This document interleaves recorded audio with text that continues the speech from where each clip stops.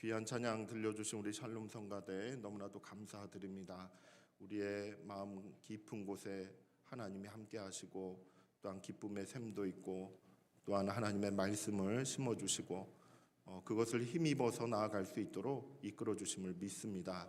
하나님을 늘 기억하고 또한 따라가며 찬양하는 저와 여러분이 되기를 축복합니다. 우리 샬롬 성가대 너무 감사합니다. 우리 감사의 박수 한번 드리겠습니다. 네, 감사합니다. 자, 우리 옆에 계신 분과 인사 나누겠습니다. 하나님께서 우리를 지키십니다. 네, 한 번 더 인사하실 때 사랑하고 축복합니다. 네, 감사합니다. 무더위 가운데서도 변함없이 하나님은 살아계시고 또한 우리의 인생길과 우리의 환경들을 붙드시고 지켜주시는 줄이라 믿습니다. 성경을 읽다 보면은 여러 가지 표현들이 마음에 와닿는 것 또는 이렇게 평소 쓰지 않았던 그런 표현들이 눈에 띌 때가 있습니다. 그 중에 하나가 이제 무엇이 있냐면은 하나님께서 기근과 전염병 이와 같은 것을 막으셨다라는 표현이 있어요. 막으셨다라는 표현. 그 표현이 에스겔서에 나옵니다. 막으셨다라는 그 표현은 무슨 말일까? 곰곰이 생각을 해보면 원래 기근이 있고 원래 전염병이 있어야 되는 것인 거죠. 죄로 가득한 세상, 하나님의 벌과 하나님의 심판이 늘 가득할 수밖에 없는 그 흑암과도 같은 죄악으로 가득한 세상, 거기에는 늘 질병과 그리고 기근과 전염병과 전쟁과 이런 것들이 늘 있을 수밖에 없는 세상인 것이에요. 그런데 그걸 하나님이 막으셨다는 거예요. 막으셔서 평화를 이루시는 것이죠. 막으셔서 안정을 이루어 가시는 것이죠. 막으셔서 그래도 살만한 그런 환경들을 허락해 주시는 것입니다. 어쩌면 우리 가운데 있는 이 무더위나 기근이나 여러 그런 환경상의 어려움들, 이 부분은 예정되어 있는 것인지도 모르겠습니다. 우리의 참 바람직하지 못한 어떤 탐욕에 이끌린 그 같은 생활의 모습들, 그러한 어떤 세계의 방향들, 이런 것들을 다 따져보면은 금방이라도 멸망길로 갈 수밖에 없는 그와 같은 우리의 현실인지도 모르죠. 그런데 그것을 하나님이 막아주시는 거예요. 막아주시는 거예요. 불볕더위가 이어진다 할지라도 사계절을 또 허락해 주시는 그 하나님께서 이 온 세상을 주관하시면서 우리로 하여금 더 큰 환난과 더 큰 어려움에 빠지지 않도록 붙드시며 지키시며 인도해 주시는 분이시다라는 것을 깨닫게 되는 것이죠. 우리의 삶 가운데 하나님이 늘 함께 하실 때 크신 은혜와 사랑으로 때로는 건강도 허락해 주시고 회복도 명하시고 하시는 부분도 있지만 시험을 막으시고 유혹도 막으시고 그리고 모든 어려움과 모든 죄악의 손길들 가운데서 우리를 붙드시고 지키시는 그 하나님의 돌보심이 있음을 믿고 의지하는 저와 여러분이 되기를 예수님의 이름으로 축복합니다.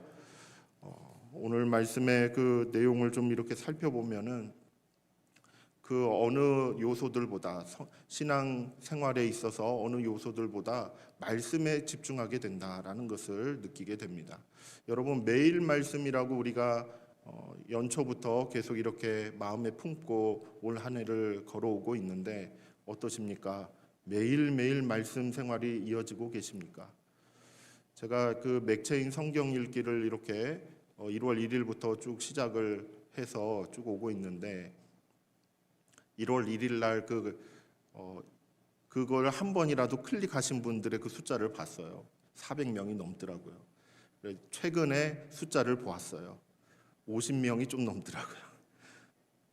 많이 이렇게 줄었구나 이 생각을 좀 가져요. 그런 걸 보면 매일매일 하나님의 말씀을 읽고 묵상한다라는 것이 어떻게 보면 인간의 힘으로는 가능한 게 아닐 수도 있겠구나라는 생각이 좀 드는 것이죠. 얼마만큼 말씀을 사모하고 말씀대로 살아가고자 하는 그 마음들이 우리 안에 있는데 그 마음들을 방해하는 것들이 우리 주변에 너무 많은 것이죠. 마음은 원이로되 육신이 따르지 않는다 이런 말들도 있지 않습니까? 예수님께서도 그 말씀을 하셨듯이 우리의 일상의 삶들 가운데 매일같이 말씀을 읽고 묵상하면서 따라가야지 이게 마땅한 것이지 라고 그렇게 생각은 하지만은 실제로 삶으로 구현하기가 참 어렵구나라는 것을 늘 생각하게 되는 것입니다. 매일 말씀이라고 함께 이야기를 나누고 걸어오고 있는 이유 중에 하나는 무엇이냐면 하나님과 동행하는 삶이 말씀을 기초로 해서 말씀을 통해서 이루어지기 때문에 그렇습니다. 하나님의 말씀을 날마다 읽고 묵상하는 가운데 하나님과의 소통이 가능해져 가는 것이죠. 하나님이 나에게 하시고 싶어 하시는 말씀을 들을 수 있는 통로를 확보하게 되는 것입니다. 말씀을 읽을 때에 그 말씀의 구절구절마다 하나님의 마음이 담겨져 있고 그리고 하나님의 생각과 뜻이 담겨져 있는 것이죠. 그 생각과 마음과 그 뜻이 우리에게 나에게 이렇게 다 전달될 수 있는 것, 그것은 우리가 말씀 앞에 있고 말씀을 묵상하게 되었을 때 이게 가능하게 된 것이죠. 성령께서 그 모든 것들을 주관해 주시는 것입니다. 말씀을 읽을 때 하나님의 마음이 뭔지도 잘 모르겠어요. 뜻이 모르겠어요. 여기에는 다 원인들이 있겠지만은 성령으로 충만한 가운데 성령께서 가르쳐 주시고 일러 주시는 또 깨우쳐 주시는 그 은혜를 따라서 매일매일 말씀을 읽으며 하나님께서 나를 향하신 그 사랑과 그 위로와 회복과 그리고 격려와 때로는 책망과 이와 같은 말씀들을 우리는 들을 수가 있다는 것입니다. 그렇게 하나님과 소통하면서 살아가는 것이죠. 이것이 신앙생활이지 않겠습니까? 하나님을 잊어버린 채 살아가는 그 같은 신앙생활은 그저 종교 생활일 뿐인 것이죠. 하지만 하나님을 느끼고 하나님의 마음을 알고 그 하나님과 함께 동행해 나가는 그와 같은 감각들, 그와 같은 영적인 감각들이 살아있는 가운데 살아가는 것, 이것이 매우 중요함을 깨닫게 되는 것입니다. 여러분, 매일 말씀의 그 의미 안에는 하나님과 늘 날마다 동행하고자 하는 그 같은 마음이 담겨져 있는 것입니다. 여러분, 말씀을 통해서 하나님과 늘 동행하시는 우리 연세교회 믿음의 식구들이 다 되시기를 예수님의 이름으로 축복합니다. 오늘 본문에 있는 말씀은 사도행전 17장으로 이렇게 이제 들어가게 되는데, 그 내용을 보면 빌립보를 이제 떠나갔죠. 유럽에 복음을 전하는 그 모든 여정들 가운데 첫 그 주된 도시로 빌립보를 삼은 바가 있습니다. 거기를 이제는 떠나왔어요. 그리고 난 다음에 간 도시가 어디냐면은 데살로니가입니다. 그리고 데살로니가에서 복음을 전하다가 다시 그곳에서도 말씀을 전하고 하지만은 또 다시 핍박을 받고 그리고 또 피신을 하는 그 같은 상황들이 반복적으로 일어나게 됩니다. 데살로니가 교회에서 이제는 복음을 전하다가 이제는 어디로 이동하게 되냐면 베레아라는 곳으로 이동을 하게 됩니다. 또 거기에서도 복음을 이렇게 잘 가르치다가 또 핍박을 받게 돼요. 근데 이제 베레아에서는 어떻게 핍박을 받게 되냐면 데살로니가에서 핍박을 했던 유대인들이 베레아까지 쫓아오는 것이죠. 쫓아와서 핍박을 하기 시작하는 것입니다. 또 그것을 이제 피해서 어디로 가냐면 성경에는 아덴이라고 표현을 했는데 오늘날로 말하면 아테네를 얘기하죠. 그리스의 수도를 얘기합니다. 그 아테네로 배를 타고 이렇게 쭉 이동을 하는 그 장면들이 사도행전 17장에 이렇게 쭉 나와 있습니다. 여기에서 이제 특별히 베레아 지역에서 이렇게 복음을 전한 이야기를 함께 나누려고 하는 것인데, 저는 이제 이와 같은 말씀들을 쭉 읽으면서 사도행전에 있는 이야기가 대부분 복음을 전하는 이야기, 복음을 듣고 신앙생활을 시작하는 그와 같은 이야기들로 이렇게 많이 가득 차 있었죠. 그렇기 때문에 우리가 생각할 수 있는 것은 무엇이냐면은 바로 신앙생활의 첫 출발선, 첫 출발의 모습들, 신앙의 기초적인 부분들, 어떻게 해서 내가 예수 그리스도를 믿게 되었고 그리고 어떻게 어느 지점에서 어떤 상황에서 출발해 갔는가, 그것을 늘 돌아보게 하는 것입니다. 그래서 첫 출발선이 잘 다듬어져 있는가, 성경적인가, 하나님의 말씀을 기초로 해서 나의 신앙생활의 기초가 이렇게 잘 세워져 가고 있는가, 잘 세워졌다라고 말할 수 있는가, 이런 것들을 점검해 볼 수가 있는 것이죠. 복음을 전하는 이야기는 바로 이 신앙의 기초가 어떻게 쌓여져 가야 되는지 그 지향점들, 그 방향성을 알려주는 이야기다라고 이야기할 수 있습니다. 그러면서 데살로니가에서 이렇게 전한 그 복음의 상황들, 그리고 베레아에서 복음을 전하는 그 상황들, 이 두 가지의 모습을 보면 공통적인 게 나와요. 공통적인 특성이 이렇게 기술이 되어 있습니다. 그걸 보면은 신앙의 기초적인 부분에서 공통적으로 좀 다루어야 될 영역이 이렇게 보여지는 것이죠. 어떤 부분이냐면은 복음을 들을 때에 복음을 듣는 그 사람들의 마음의 자세나 태도가 남달랐다라는 것입니다. 남달랐어요. 그냥 보고 느끼고 보고 생각하고 하는 그 정도가 아니었던 것이죠. 데살로니가 교인들이나 베레아에 있는 그 교인들이나 이들이 복음을 듣는 그 자세, 그와 같은 태도, 마음가짐, 이와 같은 부분들은 다른 지역에서는 이렇게 잘 거론되지 않은, 기술되지 않은 그와 같은 모습이 특징적으로 나타나고 있다라고 말할 수 있습니다.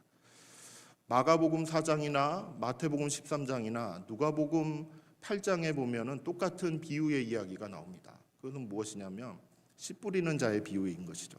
씨 뿌리는 자의 비유가 나오는데 어느 한 농부가 그 씨앗을 이렇게 쫙 뿌려요. 흩어 뿌리듯이 이렇게 뿌립니다. 그래서 어떤 때는 길가에 뿌려지고 어떤 때는 돌밭에, 어떤 때는 가식떨기에, 그리고 어떤 때는 좋은 땅에 이렇게 뿌려진다라는 그 이야기가 있습니다.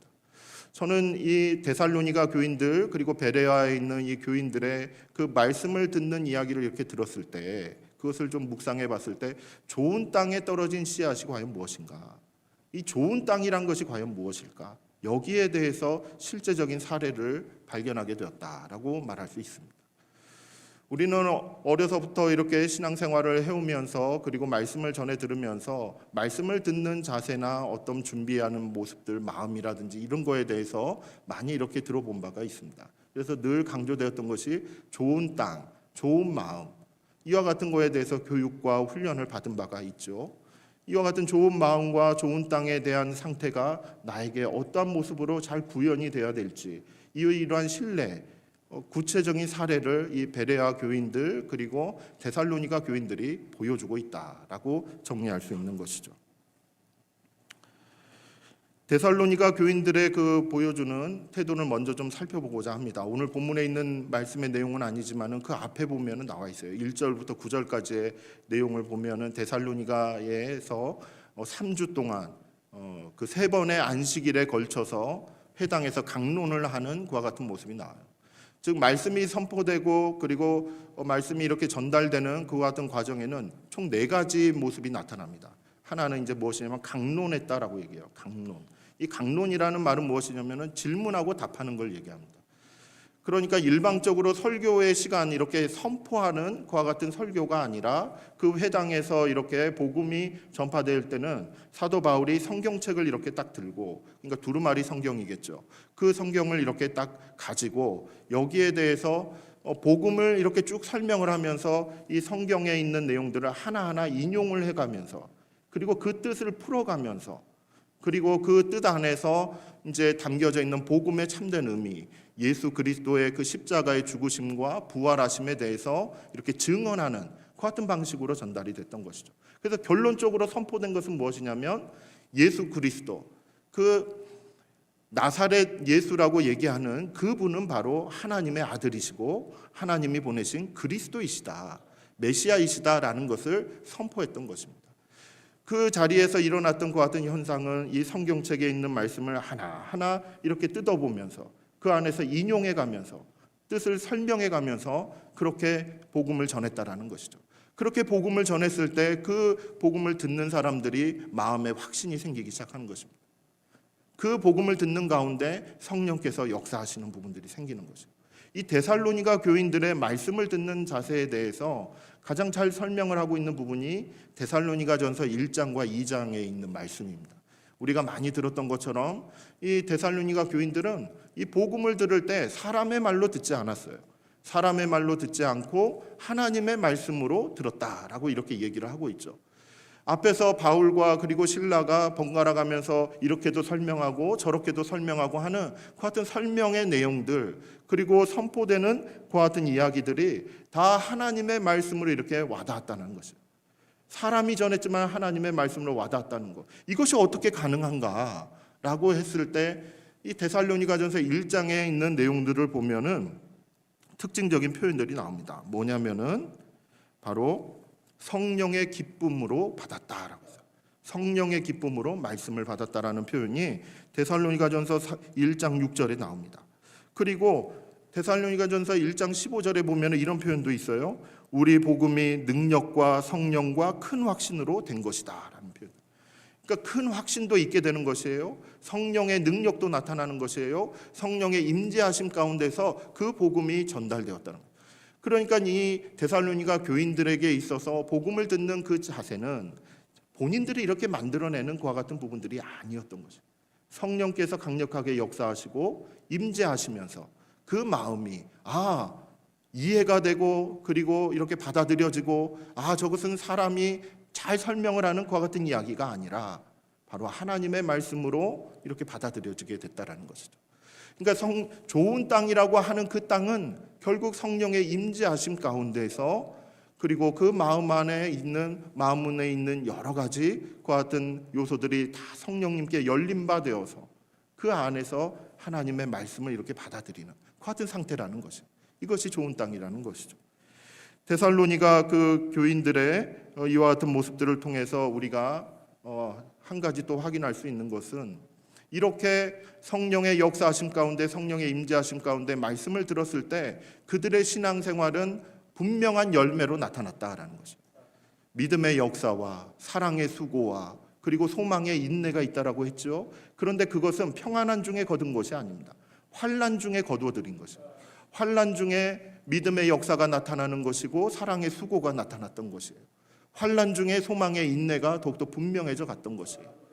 그런데 이와 같은 요소가 본인들 그 그룹 안에서만 이렇게 있었던 것이 아니라 주변에 다 알려졌던 내용인 것이죠. 그 지역에 있는 교회들이 이 데살로니가 교회의 교인들 3번에 걸쳐진 그 복음을 전해 듣고 난 다음에 그들의 신앙생활이 이렇게 변했더라라고 이야기하는 부분들이 있었다라는 것이죠. 그렇기 때문에 말씀을 듣는 자세들 가운데 분명히 우리가 고려해 봐야 될 것은 무엇이냐면 성령님께서 함께해 주옵소서. 성령께서 내 마음에 함께해 주옵소서. 말씀을 들을 때에 성령께서 나에게 주시는 말씀이 무엇인지 그것에 집중을 하면서 우리는 들을 필요가 있다는 것이죠. 매일 말씀이라고 얘기했을 때 매일매일 하나님의 말씀을 읽고 묵상하는 그런 시간들을 가질 때 어디에 초점을 둬야 되는가? 그것은 성령님께 초점을 둬야 된다.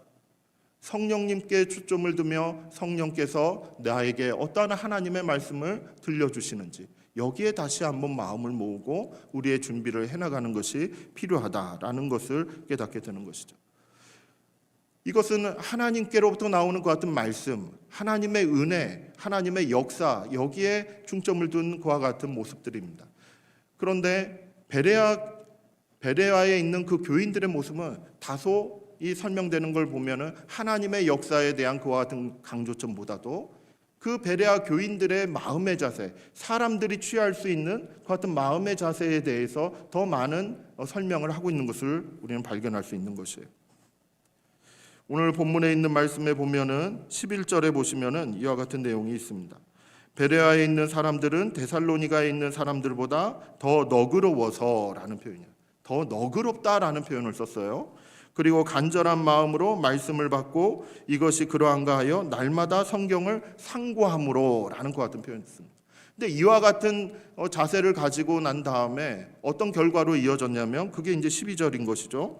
믿는 사람이 많고 또 헬라의 기부인과 남자가 적지 아니하나라는 표현이 나와요.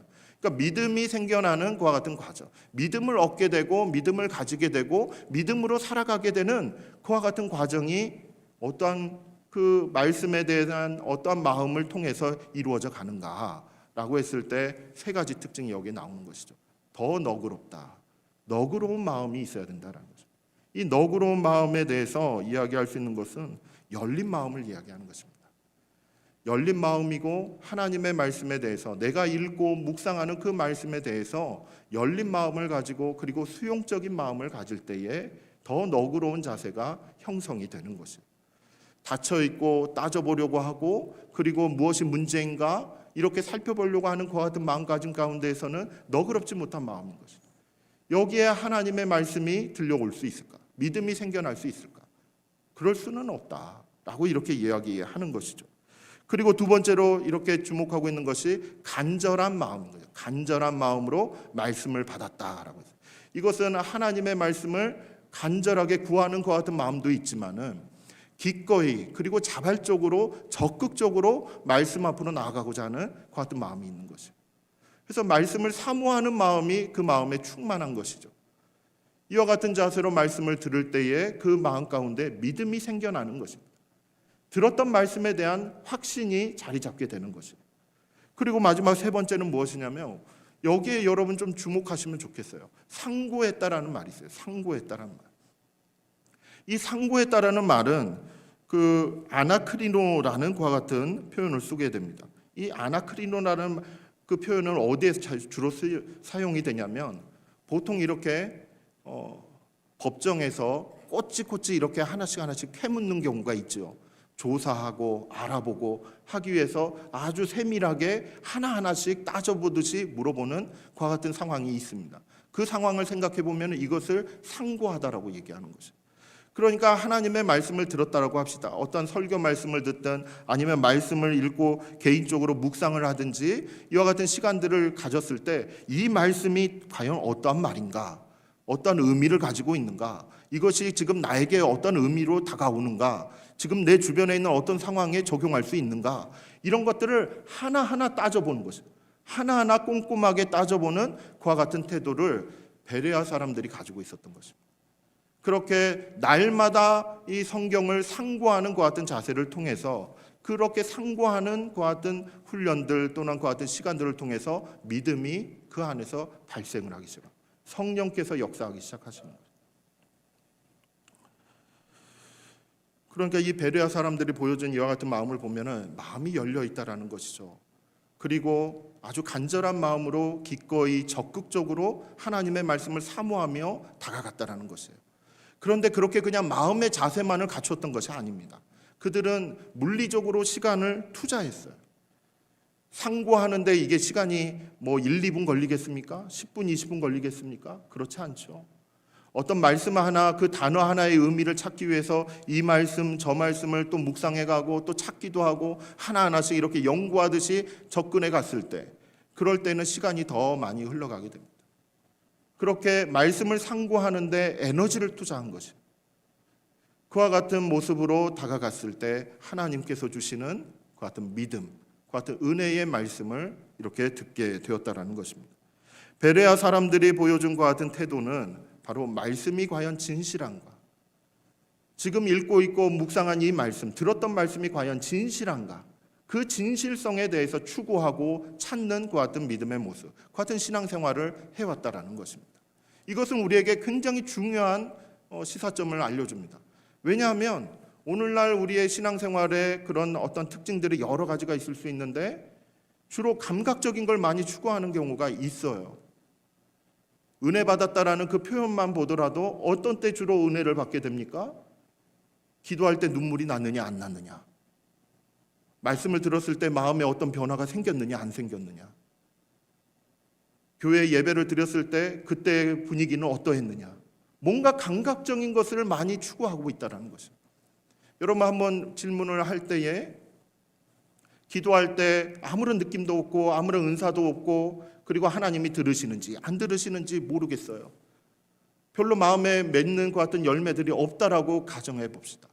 그러면은 그 기도는 하나님께서 들으신 걸까요? 안 들으시는 걸까요? 말씀은 그때 약속이 된 바가 이루어지는 것일까요? 안 이루어지는 것일까요? 어떻게 생각하십니까? 예배를 드렸어요. 예배를 드렸는데 오늘따라 이상하게 졸려 죽겠어요. 환경도 방해도 많고 오늘따라 이상하게 마음에 와닿는 것도 없고 찬양도 기도도 다 은혜가 안 돼요. 하나님이 생각이 나야 되는데 그저 사람밖에 안 보여요. 이와 같은 예배를 드렸다라고 합시다. 그렇다면 그 예배는 하나님이 받으시는 걸까요? 안 받으시는 걸까요?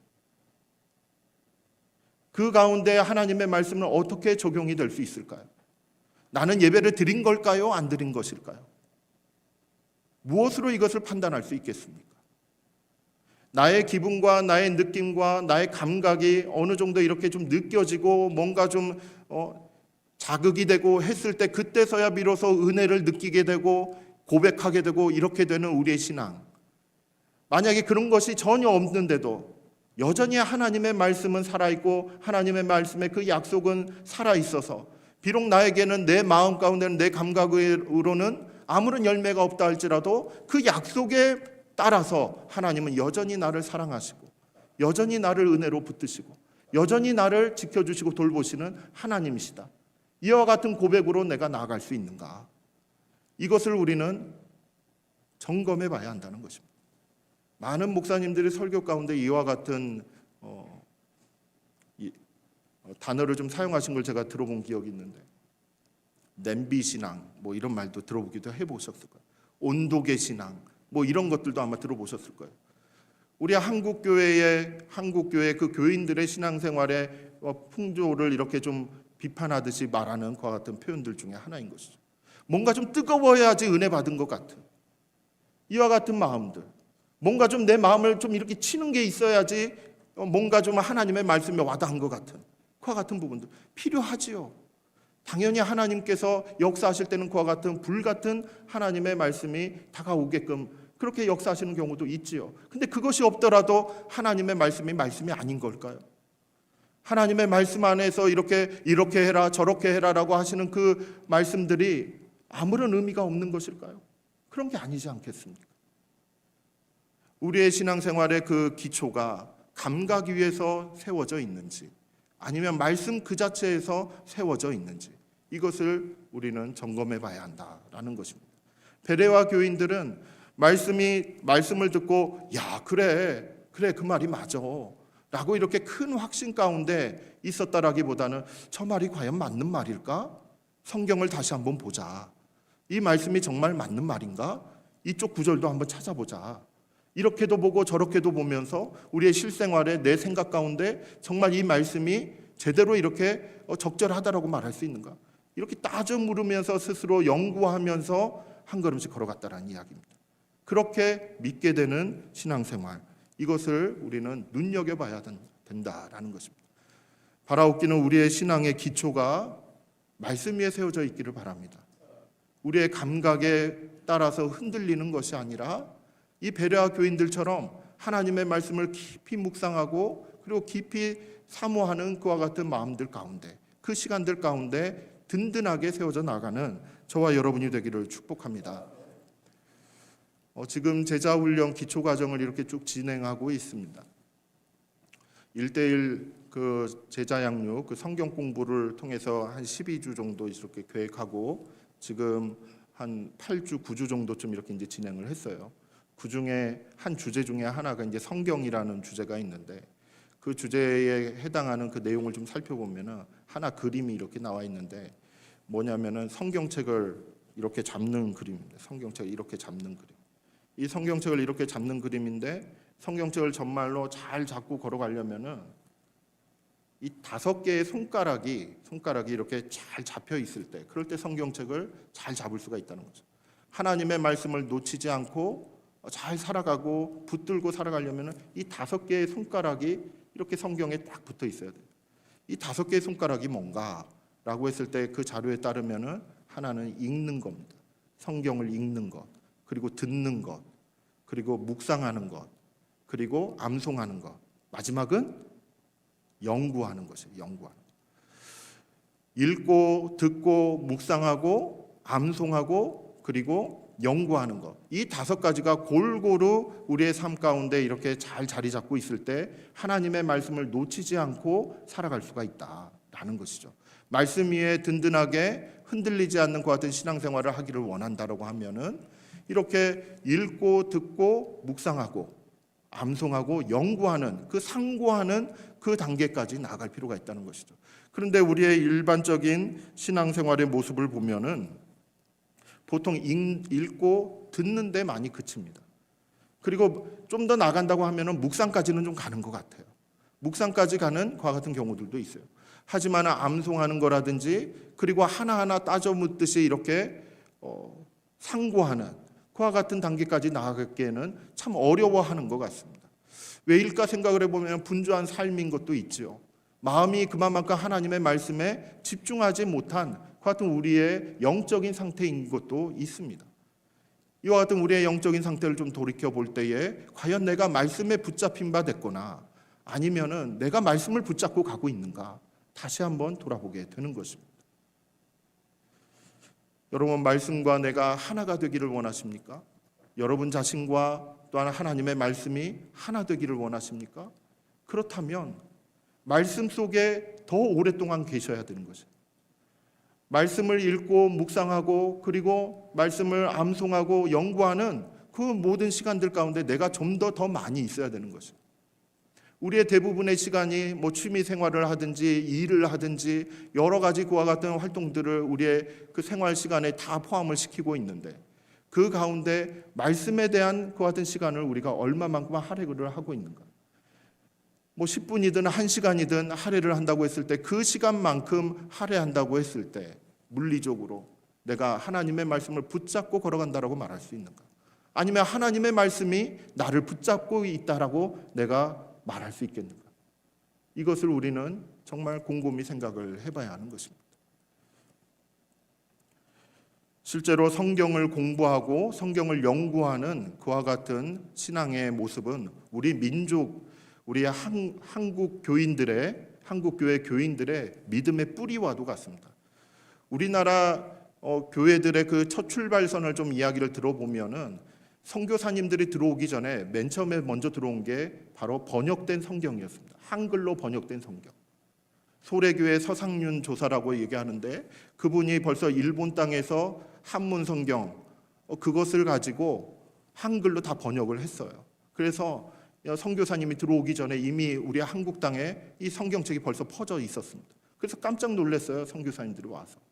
그만큼 우리는 말씀으로부터 시작한 신앙의 그런 뿌리를 가지고 있습니다. 70년대, 80년대를 이렇게 지나오면서 부흥운동, 그리고 부흥회라든지 이런 것들을 통해서 주로 감각적이고 은혜 중심의, 이와 같은 은사 중심의 그와 같은 모습들이 좀 여기에 덧입혀졌기는 했지만은, 분명한 것은 우리의 뿌리는 말씀에서부터 시작된 거죠. 1907년도 평양 대부흥운동, 우리가 많이 이야기하죠. 그것도 이루어졌던 그 자리는 무슨 자리였냐면 사경회였어요. 사경회. 말씀을 꼼꼼하게 연구하면서 강해하면서, 그리고 그것을 나누면서 하는 그 자리, 일주일 동안 펼쳐졌던 그 자리에서 회개운동이 시작이 됐고 전국으로 퍼져나가는 영적인 대각성 운동이 시작이 됐던 거죠. 우리의 신앙의 뿌리는 말씀을 읽고 묵상하며, 그리고 그것을 꼼꼼하게 따져보며, 그렇게 믿음을 가지고 걸어가는 같은 신앙의 뿌리를 가지고 있다라는 것을 여러분 잊지 마시기를 바랍니다. 더 이상 감각적인 것에 우리의 몸과 마음을 맡기지 않기를 바랍니다. 왜냐하면 우리는 신앙생활을 하면서 너무나도 많은 상처를 입기도 했고 아픔을 경험하기도 했습니다. 우리의 감정의 상태, 그리고 우리의 영적인 상태는 어쩌면은 많이 힘들어요. 적절한 분석과 적절한 반응과 그리고 적절한 그와 같은 태도들, 이런 것을 갖추기에는 우리의 심령이 너무나도 상처 입은 그와 같은 상태에 놓여 있는지도 모르겠습니다. 그럴 때 우리의 기초를 우리의 감정에 둘 것입니까? 그건 안 되잖아요. 말씀에 두어야 하는 것입니다.